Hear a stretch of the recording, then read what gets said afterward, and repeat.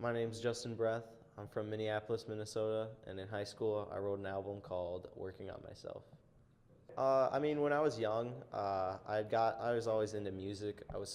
What really turned me on to music was there's this movie called Eddie and the Cruisers, and this movie was just about this dude his name's Eddie, and he's in this band, Eddie and the Cruisers, and it's about this band, and it was just the coolest thing, just like dudes making music, and like I was always super into it, and I would watch it every day, and then from there I got like a garage sale guitar, like two garage sale guitars for like $5 each, and they're really, really bad quality guitars, and they're never in tune. And I would just walk around the house and just playing this untuned guitar when I was like 6. And then from then on, in middle school, I started trying to do more like group stuff. So I had started this band with my buddy Isaac, and it was ASN. It stood for Another Saturday Night, and we would just write really cheesy love songs about girls we liked in 6th and 7th grade. And we were always trying to be super poetic and just funny emo middle schoolers, and like we would record an album on like Audacity files, and we would burn them on CD, Sharpie write on them, and we'd be selling like an EP that had like 6 really poorly recorded songs by us that were just about like stupid love songs and stuff, and we'd sell them for like $5 a pop, and that fueled my Starbucks for that year. Isaac was always he had the Bieber flip. The girls liked him, so we sold a bunch of albums then, and then I don't know. From then on, I started writing more of the stuff on myself. Come around high school, and it's like senior year, and I had just broken up with a girlfriend I had for like 3 years. Super bad relationship, rough stuff, and I wrote this song after we broke up called Working on Myself. And it was supposed to be like a song about like, hey, I'm sorry that I was a bad person, and I feel like I need to work on myself, and I'm trying to do that so that we can be together, right?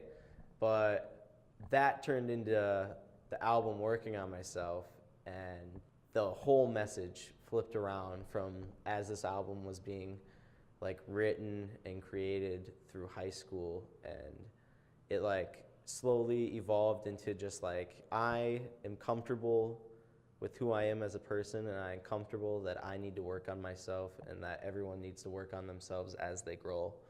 And like really it's just an album about growing up and like figuring out everything towards the end of high school. The songs range from a bunch of different things going on in my life, not just about like a shitty ex-girlfriend. Don't worry, there is that on there. There's a song on here. It's like the meanest song I've ever written called Ignore Me All Week. But initially when I was writing all this stuff, none of the songs that I wrote were meant to show anyone else. It was really just to work on myself and like see how far I can go creatively. So I didn't have a mic stand. I just had this mic I bought in like middle school, and I just sat in my room. I duct taped a cup to a guitar stand, cut a hole through the bottom so that the mic could sit in there, and then I just recorded this whole album in my bedroom on Audacity, just with free recording software. So audio quality is not the best, but that didn't really matter to me. I was just trying to write these songs and record them and have like definite copies of these songs that I was writing, and these stories that I had going through working on myself. And like towards the end of the project, I really realized that during my like relationship with this girl, I had lost all my friends during this, right?